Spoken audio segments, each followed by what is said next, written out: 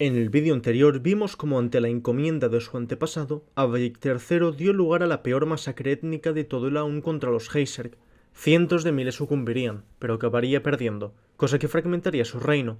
Mientras estos se iban enemistando y amistando con el tiempo, una amenaza se cernió sobre Heiserk, el Imperio Bónico que, en pocos años, a manos de Ernex II de Roca, se hizo con el control de toda la región.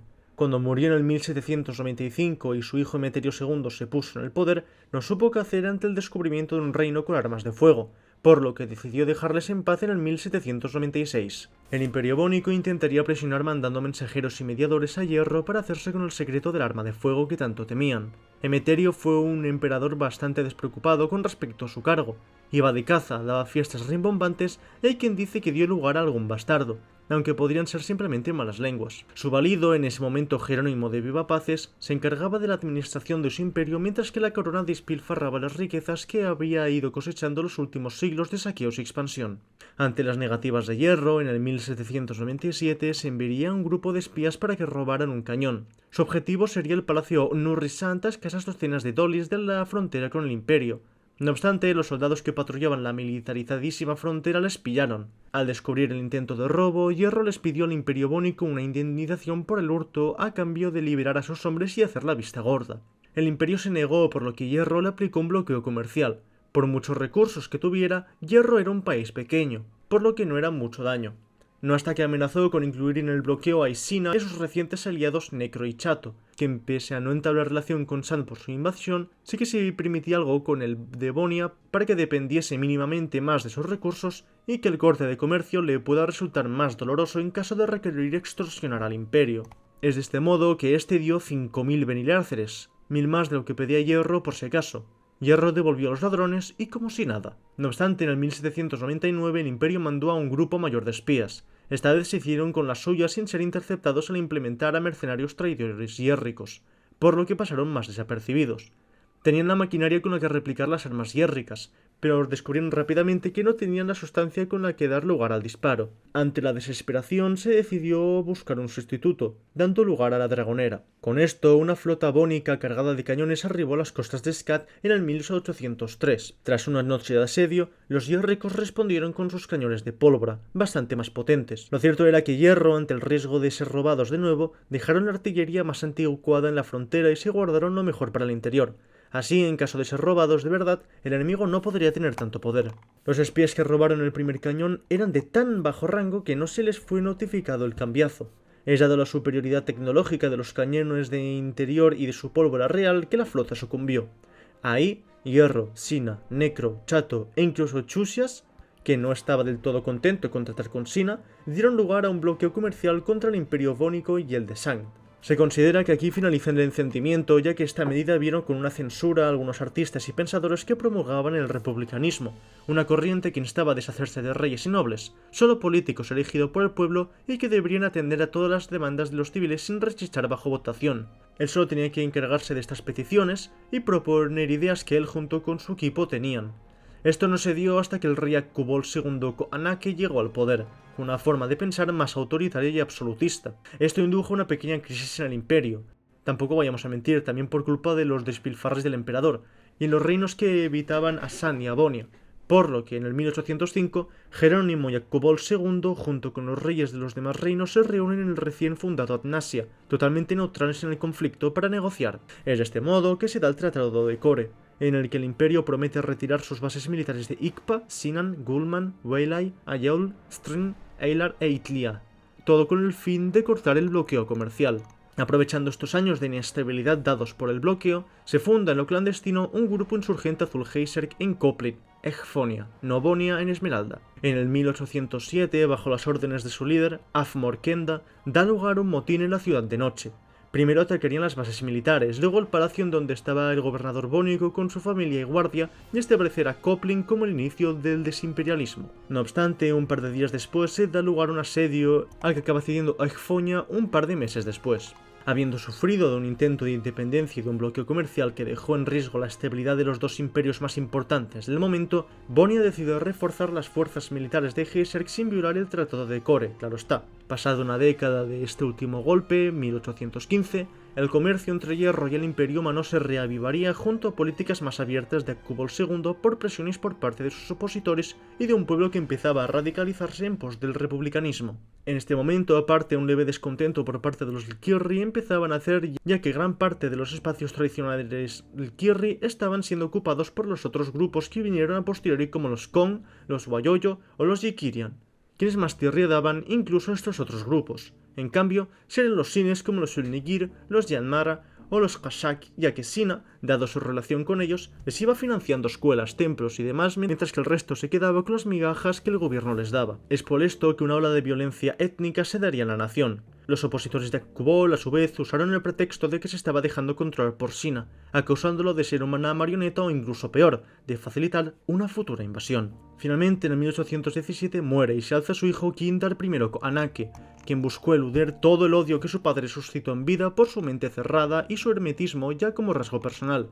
Se le describe como alguien un poco borde, vamos. Es de esta manera que cede a las peticiones primero del pueblo, da financiación a las academias y templos de los demás grupos que no sean solo los Sines y le envía una carta a su amigo el rey de Sina, Tulmus, con quien se cree que mantuvo un romance en secreto para que, si financiaba a los cínicos de su tierra, también financiara a los demás grupos. Esto bajó un poco las tensiones, aunque no la de los Lkirri, que eran un 40% de la población. Para tenerlo en mente, de ambos grupos eran un 30%, un 20% cínicos y un 10% peliazules. Es de este modo que se les subió las contribuciones económicas en un 10% para contentarles. Esto no lo resolvió todo, pero ayudó tanto para que las críticas del pueblo como las críticas de su consejo cesaran. En el 1818, en cambio, firmó un acuerdo de libre comercio con el imperio, cosa que trajo a Bonia cosas como la tela geyser que te mantiene frío en el calor y caliente en el frío, tabaco, cerillas y demás que ahí fueron una auténtica novedad. Bonia también tanteó con la idea de que comerciaran con el secreto del arma de fuego, pero Hierro se la quedó para sí. Sina aprovechó para proponerle a Hierro que se la compartiera a él, inclusive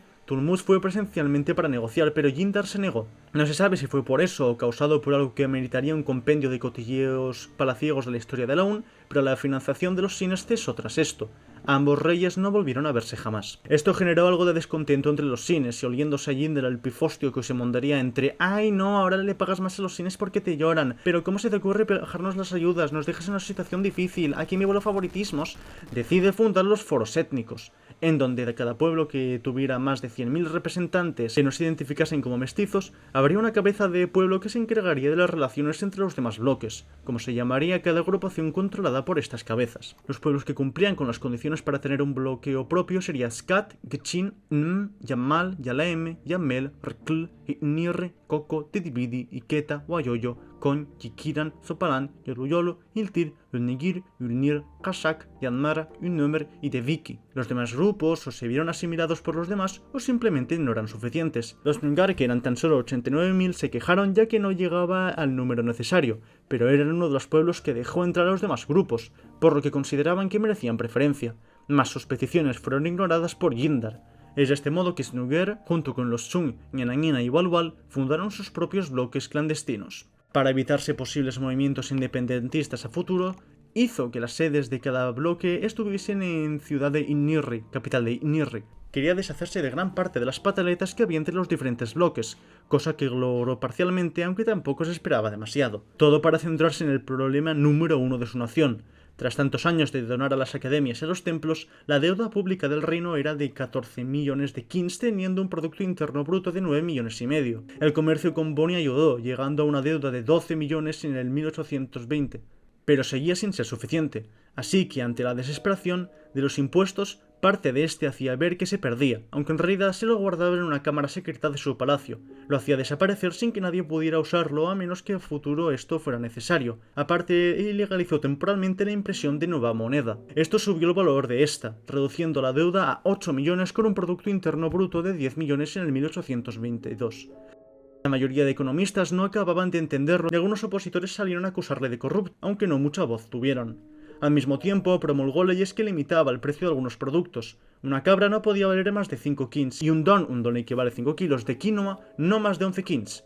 El efecto no fue inmediato y en un inicio la gente incluso se quejó, afectando algunos negocios, pero poco a poco la población agradeció esta desinflación, hubiera jodido los negocios que hubiera jodido. Mientras esto ocurría, en el 1825, dada una epidemia de fiebre negra en Gchin, la población homónima pasó de 104.000 individuos a 98.500 habitantes, por lo que les retiró el bloque. Ellos, coléricos por esto, pues, acusó a Jinder de no ser el Kierri puro y que por lo tanto no empatizaba con ellos, cosa que levantó algunas discusiones. Así pues se casó con el Kotikted, una Gchin, y cedió autonomía, permitiendo montar ferias, manejar sus infraestructuras como ellos quisieran y programar eventos lúdicos siempre y cuando no obstaculizaran la vida de los habitantes o se fuera de la ley, a los bloques. Esto calmó algunos humos, pero los Gchin seguían molestos, por lo que fundaron un bloque clandestino. Al ser un bloque que había hecho tanto ruido, su paso de uno cerrado a uno clandestino llamó la atención y descubrió a los demás que actuaban a las sombras. Es de este modo que Jinder los cerró y a inicios del 1826 dejó que los bloques se les apañaran solos económicamente. Esto podía dejarlos en las ruinas si no tenían inversiones sólidas como pasó con el bloque Kashak, pero a su vez les permitía tener todos los ingresos que pudieran sin ningún tipo de restricción, algo que antes sí pasaba, por lo que bloques como el Rikl o el Titipidi llegaron a fundar monumentales universidades. Con esta mirada tan positiva, Jinder intentó aprovechar para dar lugar al reencendimiento, un renacer del encendimiento que su padre apagó, pero fuera de alguna novela y obra de arte financiada por la corona, no mucho salió de allá. No vinieron muchos turistas, vamos. En el 1830, otro grupo insurgente antibónico se hizo en una operación relámpago y contando con 1.400 hombres con los pueblos de Tengur, que estaba muy cerca del nacimiento del río Crujiente. Con una mega estructura de madera gigante construida en tiempo récord, o al menos su intento, pretendían desviar el cauce del río hacia Gelnim, una ciudad periazul tomada por los bónicos muy militarizada, dejando sin agua a muchas otras poblaciones bónicas de paso. No obstante, el río era tan caudaloso y tenían tanta prisa, anticipaban la llegada de un ejército bónico, que en medio de la construcción cedió y un fuerte oleaje mató a gran parte de esta segunda insurgencia. Para 1839, Gchin llega a los 100.000 individuos, por lo que la corona le permite tener su propio bloque. Un año después, en 1840, Jinder muere y se alza su hijo Svanake III. Pretenderá ganarse la amistad de sus vecinos aún más, enviando cañones a Sina, Shusias y Necro. Esto, obviamente, los opositores de la dinastía lo usaron en su contra, afirmando que eso los dejaba en peligro, pero Svanake III no les hizo mucho caso, la verdad. En el 1841, el pueblo de Zishque falsificó las cuentas de su población para hacer ver que sí habían llegado a los 100.000 individuos, aunque solo eran 80.000. Esto con tal de obtener su propio bloque. No obstante, en el 1842 se descubre el engaño, se deshace el bloque y se imponen multas ejemplarizantes a las gentes de mayor cargo del bloque ilegal. De nuevo, los opositores del Estado le culpan de esta negligencia y de nuevo no les hace caso. No obstante, cuando el Imperio Bónico se hace con cañones por medios desconocidos, aunque se cree que Hus tuvo algo que ver mediante algún tipo de soborno, en el 1844, un número significado de la plebe protesta en la Plaza Real. Para intentar aminorar la sofocante presión que sufre la corona, pues financia otro grupo insurgente de nuevo en Koplin. Desde que Emeterio subió al poder, no había conquistado ninguna tierra más salvo Nava, por lo que ya el imperio no inspiraba el respeto de antaño. No obstante, dado a lo militarizado que estaba ahora Heiserk Bónico, no logran nada. El imperio, mediante torturas en los actores del golpe, descubren que fue el propio Svanake III con dinero no registrado, el que había guardado Jinder en secreto, quien lo financió. Es de esta manera que militarizan también la frontera con Hierro, rompiendo formalmente con el Tratado de Kore. Es de esta manera que la dinastía Kohanake se gana como enemigos a Sina, Shuses y Necro por los edificios económicos y mercantiles que tenían con el tratado que perdieron, y con gran parte de la población de su propia nación. Es de este modo que Svanake III abdica y en el 1845 se pone en el poder Gluft de la dinastía Kouft, de etnia Rekel pura. Este negocia con el gerente del Heiserk Bónico, Filemón Rauren, para restablecer el Tratado de Kore, prometiendo ser distinto a la dinastía Kohanake.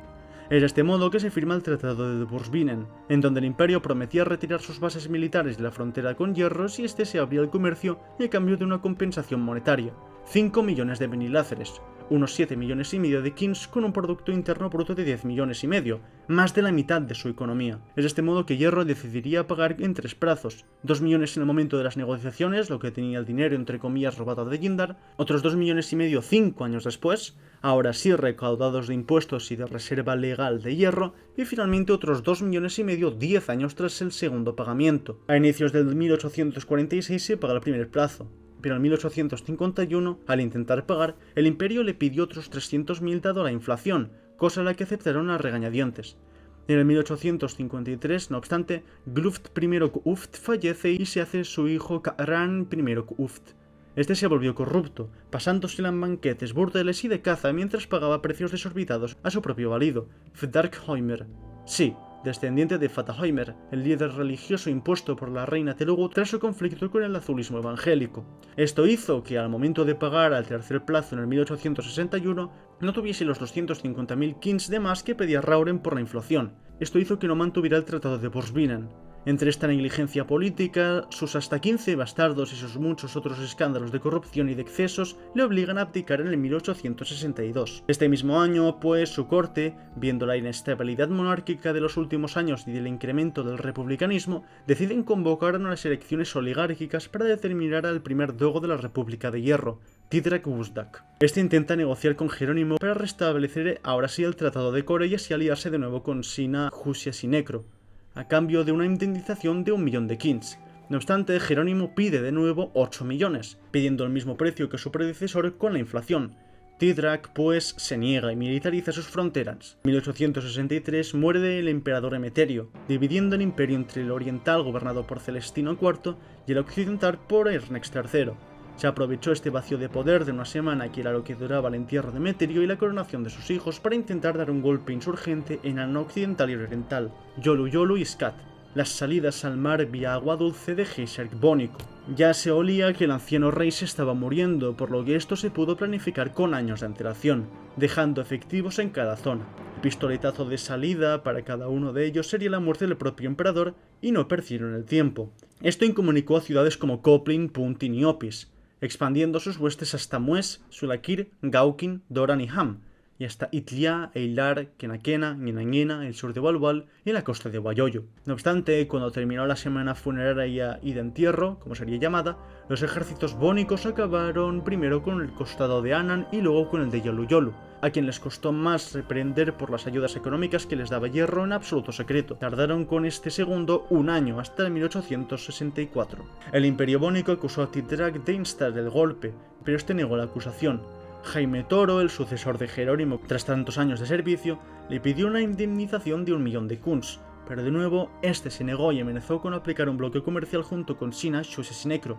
No obstante, el rey de momento, cuyo padre derrocó a la dinastía Borne y afín al imperio sandibónico, quienes pagaron las triquiñuelas políticas que darían a la desmantelación de la anterior dinastía, dijo que se negaría a ello. Es de este modo que ante un potencial enemigo económico tan grande como podría ser Sina, el imperio aplicó un bloqueo comercial a Hierro en el 1865. Xusia-Sinecro le darían apoyo económico y sobre todo moral, ya que al estar tan lejos no mucho podían hacer.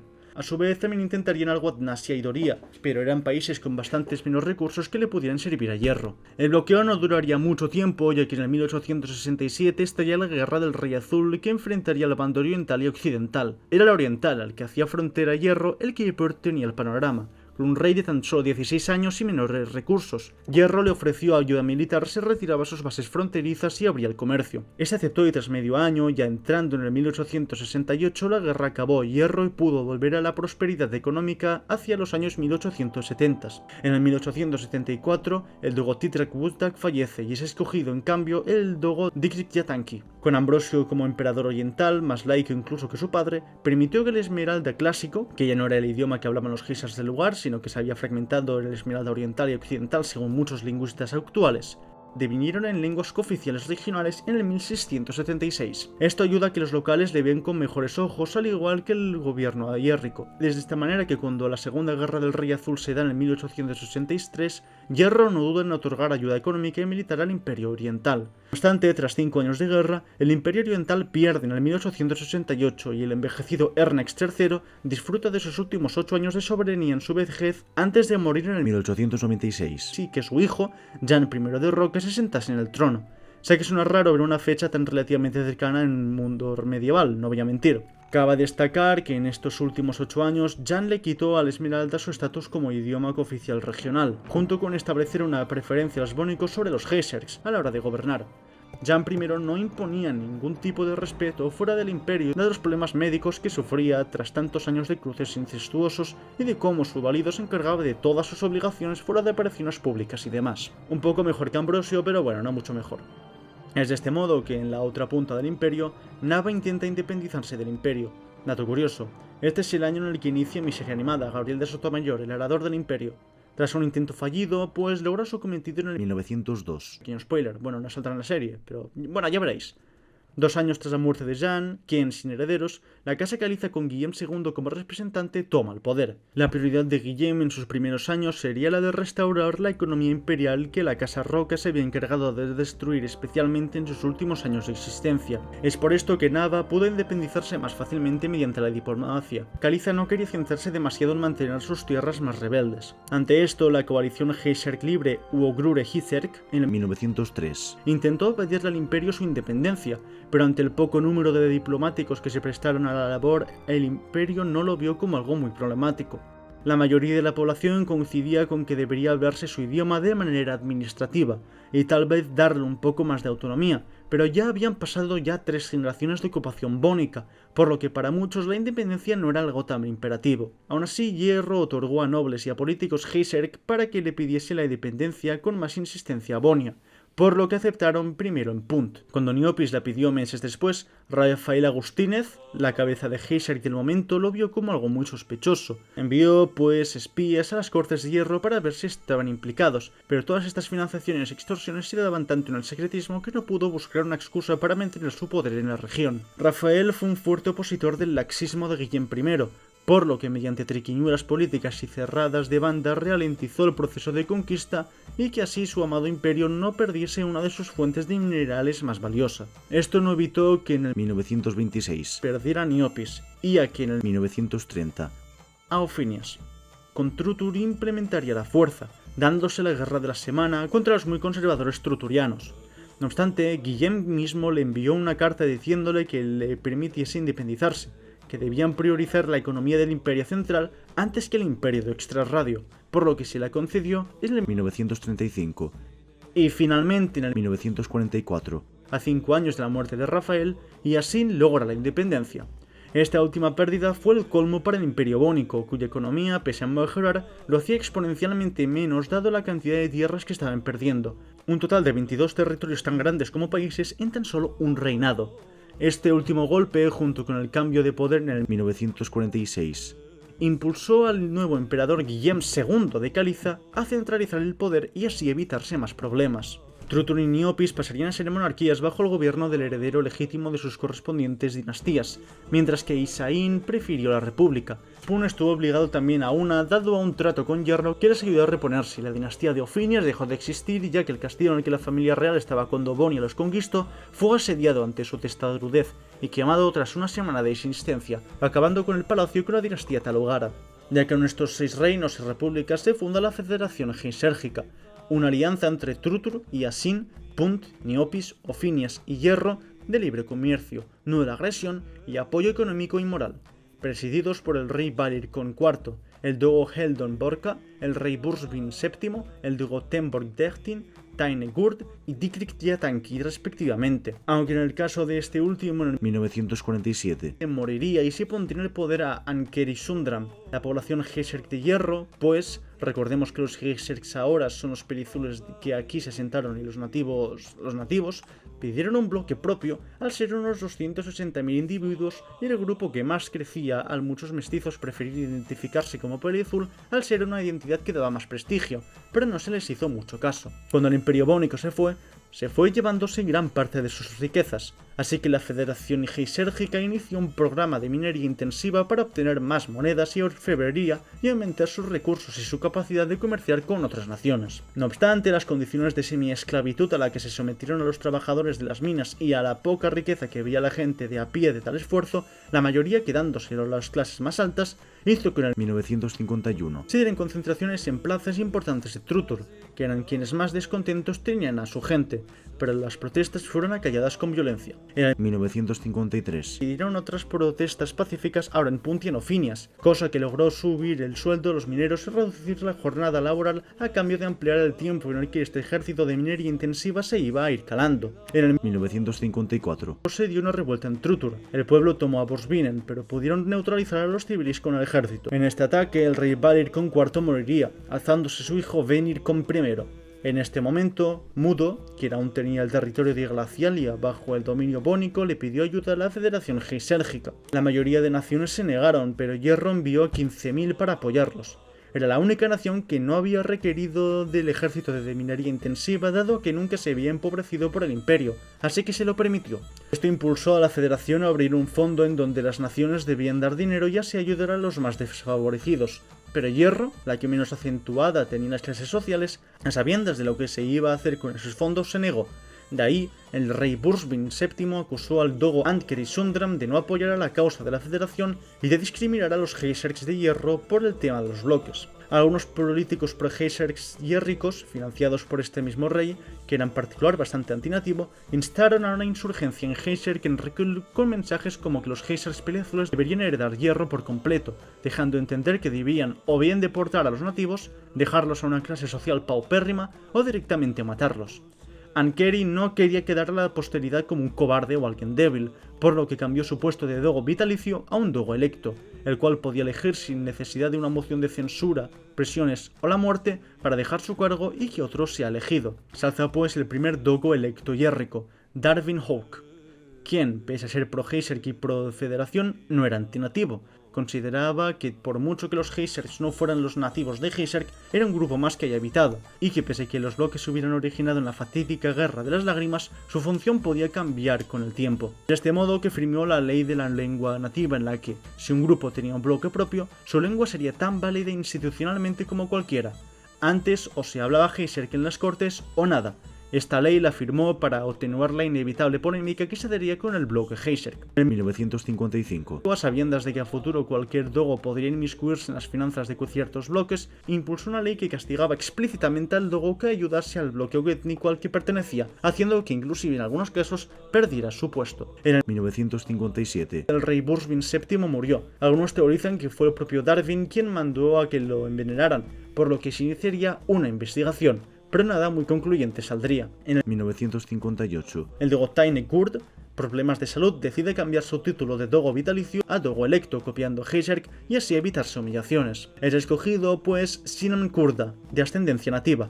Bueno, en realidad más del 90% de los Geysers de ese momento tenían herencia nativa, haciendo que perdieran su pelo azulado que tanto les caracterizaba, pero él lo tenía más de cerca y lo portaba con más orgullo, vamos. Es dado la polémica que dio su origen en 1959. se da una moción de censura contra Elisa el electo, esta vez Gurdan Toynik. En el 1961. termina el ejercicio de minería intensiva de Truturis Sain o Phineas Yipun, y en el 1966. de Niopis. En el 1989 la guerra glacial ya se gana, consiguiendo Hierro altas sumas de dinero en compensación. En este tiempo la ideología en Hierro se iría radicalizando entre los nativos, ahora también los Liquirri. El supremacismo Liquirri se había atenuado casi por completo, que querían que los Geysers se fueran de Hierro. Los más radicales se hablaban de toda Geyser, y los Geysers queriendo que los nativos o se fueran o fueran asesinados. La opción de dejarlos en una clase social mucho inferior ya no era plan. Los debates en la Asamblea Nacional llegaron a ser tan agresivos que en el 1971. tras más de 2 horas de intentar hablar Darwin ante las bullas que se lanzaban un bando y otro sin que hubiera calma, decidió irse del Congreso en ese momento. Muchos le criticaban por ser muy pro-Geyser y otros por ser demasiado pro-nativo, pero quienes se peleaban ni siquiera se dieron cuenta de que el dogo se había ido porque estaba ya cansado. El estrés le había producido alopecia, algo raro entre los Geysers de manera natural, por lo que decide convocar unas elecciones y sale victorioso Dugram Tilis o Burkam, de origen Liquirri. Por lo heredado en el antiguo reino Geyser, los Geysers de Hierro tenían aún mucho poder económico y político, teniendo incluso el bloque étnico con mejor infraestructura y mejores servicios, así que pese a ser tan solo un 8% de la población, eran muy influyentes. En el 1973. el dogo es asesinado por unos activistas pro-Geysers, pistoletazo de salida para que se diese la guerra civil hierrica. El bando pro-Geysers recibiría la ayuda de la Federación Geysérgica Miepirríos, mientras que el bando pro-nativo tendría el apoyo de Xuxias, el recién rebautizado Trovnesh, Azulada, que pese a ser la nación azul por excelencia tenía algunos conflictos con ríos, ya sabes, el enemigo de mi enemigo es mi amigo, Mudo y Muda. La guerra llegó a tal nivel que la capital de Yalaeme perdió a toda su población en un asedio que terminó en una invasión. No hubo supervivientes entre los saqueos y los daños colaterales. El bando pro-Geyser tenía más recursos económicos y militares, pero Hierro tenía algo de extraterrita prestada de Trovnesh, Antigua Sina y Xuxias. Ah, y también glaciales. seres civilizados no humanos muy resistentes al frío nocturno, cosa que les daba una ventaja a la hora de desplazar ejércitos. Finalmente, en el 1984, los nativos ganaron y se alzó en el poder el dogo vitalicio Irrus Dolken, de origen snúgar y radical antinativo. Mandó a ejecutar a cada Heiserk de la nación, ahora un 6,5%, y pidió indemnizaciones a la Federación Heisérgica, quienes no se negaron ante lo debilitados que quedaron tras gastar tantos recursos en la guerra de otros. Esto hizo que la República de Niopis en particular le pillase especial tirria, por lo que iniciaría un plan para recuperarse económicamente de las sanciones y de la guerra. Hierro, viendo las problemáticas que podrían surgir de esto, pagaría a algunas revistas y periódicos para que dieran noticias que fueran en contra de la ya odiada monarquía y así radicalizar la ideología de la gente, remarcando los errores de esta o incluso inventándoselos. En el 1989, pues se da un golpe de estado. El rey se había ganado bastantes opositores que junto con Hierro pudieron financiar a mercenarios y a parte del ejército. Tras una guerra de 2 años en la que Yasin, Punt y Siofina se ayudaron, en el 1991, gana el bando insurgente, deviniendo en una república, se lía con Hierro y se va de la Federación Heisérgica. A continuación, Hierro hace lo mismo en Yasin en el 1996, En ese momento, el dogo contemporáneo Huigdark Borg acusa a Hierro de ser el causante de todas estas guerras civiles al ver este patrón. De esta manera, la Federación Heisérgica da lugar a un bloqueo comercial con Yasin, Trutur y Hierro y inicia una investigación en 1999, que concluye con que Hierro sí había financiado las revistas y periódicos de Trutur e Isain para debilitar a sus dichos reinos con la opinión pública. Inclusive ya estaba iniciando este proceso en Punt, por lo que se ejecutan a quienes participan en estas revistas y periódicos. Al ver Hierro que habían sido descubiertos, insta a Trutur y a Isain a dar lugar a cuanta más propaganda mejor y a fundar la Confederación del verdadero Heiserk en el 2000. En 2005, Pues desesperados por los desastres económicos y de abastecimiento que se estaban dando por el comercio, Niopis, junto con Punt y Ofinias, iniciaron una invasión hacia Hierro que logra repeler bastante bien en un inicio con la ayuda de Yasin, Trutur y Muda. No obstante, el conflicto se estanca en un momento dado, haciendo que Muda y sus glaciales se vayan del continente y permitiendo que 2011, el dogo del momento, Frostfkaldok, se rinda, anexionando Niopis a Hierro. A diferencia de Hierro, Niopis decide no exterminar a la población nativa, pero sí que acaba con los bloques étnicos, incluyendo el azul, y pide indemnizaciones a Yasin y a Trutur por su participación que tardarían en pagar 3 décadas. la soberanía nativa Heiserk finaliza oficialmente en el año 2012. Espero que el vídeo os haya gustado tal y como a mí me ha gustado hacerlo. No olvidéis darle a me gusta si os ha gustado, suscribirse y activar la campanita si os interesa mi contenido, compartir a quienes creáis que les puede interesar y comentar quién ha sido vuestro gobernante Heiserk preferido. Dicho esto, Yoidr.